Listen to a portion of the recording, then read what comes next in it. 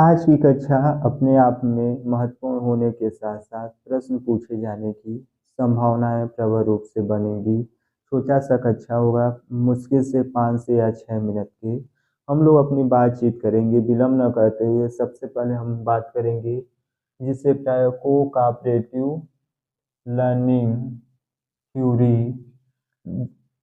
जिसे प्राय हिंदी में सहकारी शिक्षण विधि के नाम से जाना जाता है। सबसे पहले हम समझेंगे कि कोऑपरेटिव लर्निंग होता क्या है। जैसा कि नाम से ही पता है कि सहकारी शिक्षण विधि यानी कि एक ऐसी शिक्षण विधि जिसमें तो आपस में मिलकर किसी भी चीज के बारे में हम जानकारी प्राप्त करना चाहते हैं, उसे सहकारी शिक्षण विधि या कोऑपरेटिव लर्निंग कहा जाता है। यह तो एक परिभाषित शब्दावली में इसको बांधने का प्रयास किया गया, लेकिन इसका फीचर परीक्षा में पूछा जाए तो उस पर हम लोग बात करेंगे। कोऑपरेटिव लर्निंग जिसे प्रायः सहकारी शिक्षण विधि कहा जाता है, इसकी प्रमुख विशेषता ये है कि इसमें सीमित मात्रा में, जिसे प्रायः स्मॉल ग्रुप के नाम से जाना जाता है, सीमित मात्रा में छात्र आपस में मिलकर एक ग्रुप के माध्यम से वह किसी भी चीज के बारे में या एक दूसरे का सहयोग कराते। इस ग्रुप का मुख्य उद्देश्य ही रहता है कि आपस में मिलकर वह किसी भी चीज के बारे में जानकारी प्राप्त करें या दूसरे छात्रों का सहयोग करना ही कोऑपरेटिव लर्निंग थ्योरी कहा जाता है। पुनः समझेंगे कि कोऑपरेटिव लर्निंग के माध्यम से स्मॉल ग्रुप, जिसे प्राय छोटे समूह पे कोऑपरेटिव लर्निंग किया जाता है। छोटे समूह पे आपस में विद्यार्थी मिलकर एक दूसरे का सहयोग करते हैं और प्रत्येक विद्यार्थी कोशिश करते हैं कि एक दूसरे के सहयोग के माध्यम से, और प्रत्येक विद्यार्थी कोशिश करते हैं कि उस ग्रुप में एक्टिव रूप से सक्रिय रहें। इसे प्रायः कोऑपरेटिव लर्निंग थ्योरी के नाम से जाना जाता है। अब कोऑपरेटिव लर्निंग थ्योरी के बाद हम लोग बात करेंगे कि उसके कुछ प्रमुख फीचर हैं, जहाँ से प्रश्न पूछे जाते हैं उस पर हम लोग बात करेंगे। सबसे पहले हम लोग देख रहे हैं कि की element of cooperative learning theory, यानी कि कुछ फीचर हैं जिसे प्राय कोऑपरेटिव लर्निंग के तहत रखा गया, उस पर हम लोग अपनी बातचीत करेंगे।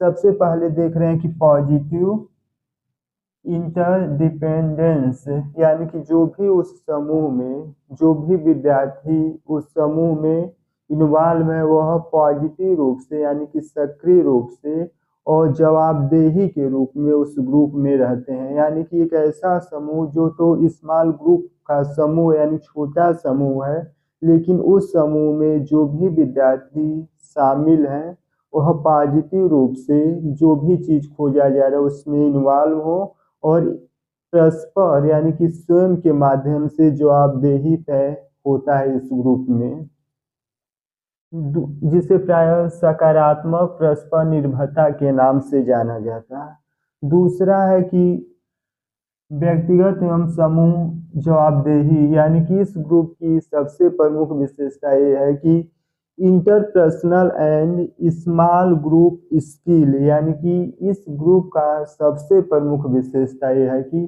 पर्सनल हमें जवाबदेही देना ही है, साथ ही जो भी ग्रुप है वह ग्रुप भी समय समय पे जो भी काम कर रहा है या जो भी जानकारी प्राप्त कर रहा है उसके बारे में एक दूसरे के समक्ष उसको प्रस्तुत करके जवाबदेही के रूप में या फीडबैक के माध्यम से प्रस्तुत करेगा।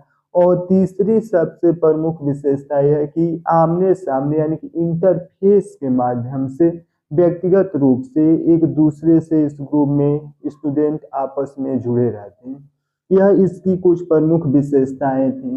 पुनः एक बार देखें कोऑपरेटिव लर्निंग के माध्यम से, जिसे प्रायः सहकारी शिक्षण विधि कहा जाता है, इसके माध्यम से प्रायः स्मॉल ग्रुप यानी छोटे समूह में विद्यार्थी किसी चीज के बारे में या किसी ज्ञान के बारे या किसी भी एक दूसरे की मदद कराने के उद्देश्य से आपस में जुड़े रहते हैं। पहला टर्म और कंडीशन ये रहता है कि स्मॉल ग्रुप रहेगा और एक दूसरे के सहयोग करेंगे, और इस ग्रुप की प्रमुख विशेषता ये रहती कि काम को कैसे और बेहतर तरीके से किया जाए और एक दूसरे का सहयोग किया जाए। इसे प्रायः कोऑपरेटिव लर्निंग थ्योरम के नाम से जाना जाता है। इसके कुछ प्रमुख फीचर हैं जो इस प्रकार से हैं। इसमें देखा जाए तो पहले नंबर पे स्मॉल ग्रुप होने के साथ साथ जो भी व्यक्ति और समूह है वह एक दूसरे के प्रति जवाबदेही सुनिश्चित होता और इसके साथ साथ परस्पर सक्रिय रूप से इस ग्रुप में काम करते हैं। और आखिरी विशेषता यह है कि फेस टू फेस यानी कि आमने सामने होके एक दूसरे का जवाब देना सुनिश्चित किया जाता है।